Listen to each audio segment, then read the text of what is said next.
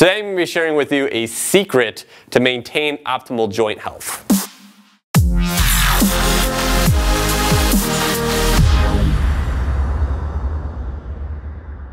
What's going on, everybody? It's Blake Bowman here with Gorilla Zen Fitness, and in today's video I'm going to be sharing with you guys a little known secret about maintaining optimal joint health. So this secret has everything to do with something called joint centration. Basically, joint centration has everything to do with the position of the joint and its alignment. Having a joint that's properly centrated, properly positioned, is going to basically optimize the length of all of the muscles around that joint. So all of the agonist muscles, the antagonist muscles, the stabilizers, the prime movers, they're all going to be in optimal length ratio with one another. On the other hand, if you have poor joint centration, then all of those things that I just mentioned are going to be the length of all the muscles are just going to be thrown off. The joint is not going to be centered properly, basically. It's not going to be centrated. It's not going to be aligned and positioned properly. And that really is just a recipe for dysfunction. So what I want to do is kind of give you an example of this. And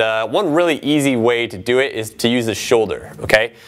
This is usually how I describe it to my clients. But think of your shoulder. Your shoulder is basically a ball and socket joint, okay? So if this is your arm bone, basically you want it to be plugged right into the socket, okay? So think of the socket kind of like a dome like this, and think of your arm bone as kind of like a stick that will just come right up into it, okay? So if it's centered right in the middle of this thing, this is basically optimal, okay? You can move it around here, you can move your shoulder around. The ball is just going to slide and glide and roll around in the joint here, and you shouldn't really experience any dysfunction if your joint is centrated properly. All these muscles to the side and in front and behind it are all going to be in an optimal length, and they're all going to be able to function and fire properly. So that's what basically that would look like this. Shoulder would be back here, okay? This is a good centrated position, okay? Now a bad centrated position would be like this, okay? Rounded shoulder, okay? When you have that, the arm bone is not in the center anymore, it's dumped forward, okay?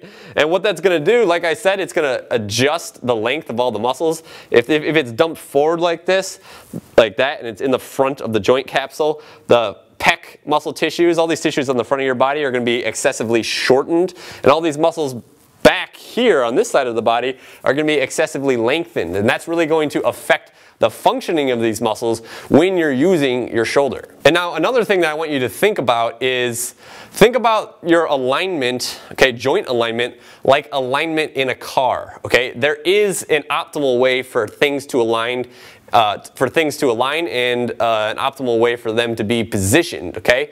I'm not really a car guy, but think of your axle. It has to go into some sort of like socket, right? And it has to rotate in there. It has to be right in the middle of that thing to rotate properly. That's how it was designed. If it's off to the side and it's like pressing up against the side of wherever it goes into, that is gonna, the mechanism, the machinery is not functioning optimally. There's gonna be a lot of extra mechanical load that goes in there, friction, things like that. And eventually that can cause the joint or the axle to break down, okay? So always think of joint centration like alignment in a car. If it's off, you might not injure yourself right away, but if you continue to work out with that poor joint centration, eventually, you're going to experience an injury and muscular imbalances along with it. So that's it. That's the secret to maintaining joint health. You have to make sure that all of the joints in your body are properly centrated, okay?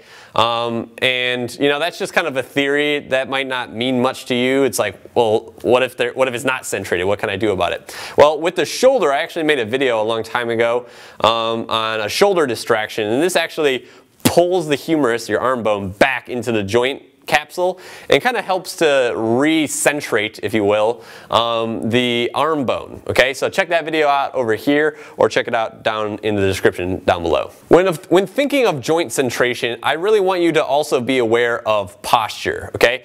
Because you can't have horrible posture without having horrible joint centration as well, okay? So, I've made tons of videos on my channel about postural improvement. Make sure you check those out. If you haven't downloaded my ebook, Posture the Ultimate Life Hack, then download that. These are all ways in which you can basically use corrective exercises on yourself to improve your posture and subsequently your joint centration. I really hope this was helpful for you. I hope that this gave you some value. If you like this video and you're not yet subscribed to my channel, go ahead and do that over here. Also give the video a like, leave me a comment, and share it with your friends.